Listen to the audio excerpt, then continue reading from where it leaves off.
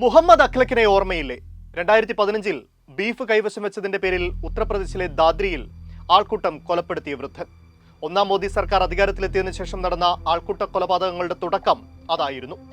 തീവ്ര ഹിന്ദുത്വ ഭരണകൂടവും അവരെ പിന്താങ്ങുന്നവരും കഴിഞ്ഞ 10 വർഷത്തിനിടെ പിന്നീട് പലകുറി മനുഷ്യന്റെ ഭക്ഷണ സ്വാതന്ത്ര്യത്തിലേക്ക് കടന്നുകയറുന്നത് നാം കണ്ടു. മൂന്നാമതും മോദി സർക്കാർ അധികാരത്തിലെത്തിയപ്പോൾ ഒറ്റയ്ക്ക് ഭൂരിപക്ഷമില്ലാത്തതിനാൽ ഇത്തരം അതിക്രമങ്ങളിൽ നിന്ന് അവർ പിന്തിരിയുമെന്നായിരുന്നു വിലയിരുത്തൽ. പക്ഷേ അങ്ങനെയല്ലെന്ന് തെളിയിക്കുകയാണ് മധ്യപ്രദേശിൽ നടന്ന സംഭവം.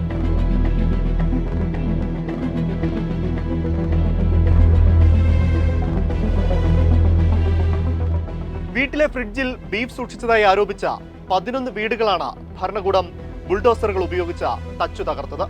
മധ്യപ്രദേശിലെ ആദിവാസി ഭൂരിപക്ഷ മേഖലയായ മണ്ഡലയിൽ നടന്ന അതിക്രമത്തിന് പോലീസും പ്രാദേശിക ഭരണകൂടവുമാണ് നേതൃത്വം കൊടുത്തത്. സർക്കാർ ഭൂമിയിൽ വീട് വെച്ച് താമസിച്ചിരുന്നവരുടെ വീടുകളാണ് തകർത്തത്.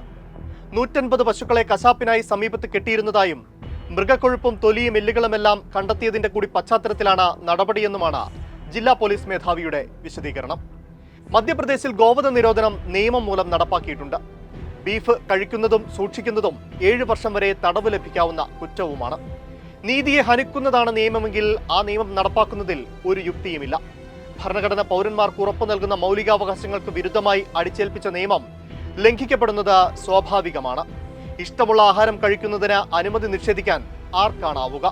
അഥവാ നിയമം ലംഘിക്കപ്പെട്ടാൽ കിടപ്പാടം തകർത്ത് ജനങ്ങളെ തെരുവിലേക്കിറക്കാൻ ആരാണ് ഇവർക്ക് അധികാരം നൽകിയത്? ഒരു ഹിന്ദു ബിംബം എന്ന നിലയിൽ പശുവിനോടുള്ള സ്നേഹമല്ല, അപരമത വിദ്വേഷമാണ് ബീഫിന്റെ പേരിലുള്ള ആക്രമണത്തിന് പിന്നിലെന്ന് വ്യക്തമാണ്. ബീഫ് ഭക്ഷണത്തിനപ്പുറം വലിയൊരു തൊഴിൽ സാധ്യത കൂടിയാണ്, വരുമാന മാർഗമാണ്. ധ്രുവീകരണത്തിനൊപ്പം ഒരു സമൂഹത്തെ സാമ്പത്തികമായി ഞെരുക്കുക എന്ന ലക്ഷ്യവും ഇതിന് പിന്നിലുണ്ട്. ലോകത്തെ ഏറ്റവും അധികം ബീഫ് കയറ്റുമതി ചെയ്യുന്ന 2ാമത്തെ രാജ്യമാണ് ഇന്ത്യ.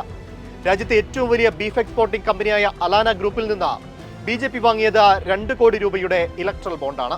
മുഹമ്മദ് അഖ്ലഖിന്റെ കൊലപാതകത്തിന് ശേഷം രാജ്യത്ത് ഇതുവരെ 40 മുസ്ലിങ്ങളെയാണ് ബീഫ് കൈവശം വെച്ചെന്ന ആരോപണമുയർത്തി കൊലപ്പെടുത്തിയത്.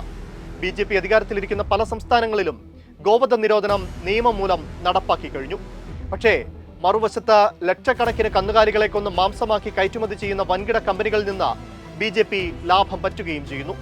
രാജ്യത്തെ ഭൂരിപക്ഷ മതവിശ്വാസികളെ ന്യൂനപക്ഷങ്ങൾക്കെതിരായി സംഘടിപ്പിച്ചു നിർത്താനുള്ള രാഷ്ട്രീയ ഉപകരണം മാത്രമാണ് BJPക്ക് പശു. മുസ്ലിം സമൂഹത്തിന്റെ പിന്തുണയുള്ള TDP JDU പാർട്ടികൾക്കൊപ്പം രാജ്യം ഭരിക്കുമ്പോൾ ന്യൂനപക്ഷങ്ങൾക്കെതിരെ അതിരുവിട്ടുള്ള നീക്കങ്ങൾക്ക് BJPയും കേന്ദ്ര സർക്കാരും ശ്രമിക്കില്ലെന്നുള്ള വിലയിരുത്തൽ കൂടിയാണ് മധ്യപ്രദേശ് സംഭവത്തോടെ ഇല്ലാതാകുന്നത്. BJPക്കും മോദിക്കും തങ്ങൾ തീവ്ര ഹിന്ദുത്വ നിലപാടുകൾ തരുമ്പും മയപ്പെടുത്തിയിട്ടില്ലെന്ന് അവരുടെ അണികളെ ബോധ്യപ്പെടുത്തേണ്ടതുണ്ട്. ഒട്ടും പരിങ്ങലില്ലെന്നും കൂടുതൽ സംഹാര ശക്തിയോടെയാണ് അധികാരത്തിലിരിക്കുന്നതെന്നും വിശ്വസിപ്പിക്കേണ്ടതുണ്ട്. അതാണ് ഇപ്പോഴത്തെ ഇത്തരം കടന്നാക്രമണങ്ങൾക്ക് പിന്നിൽ.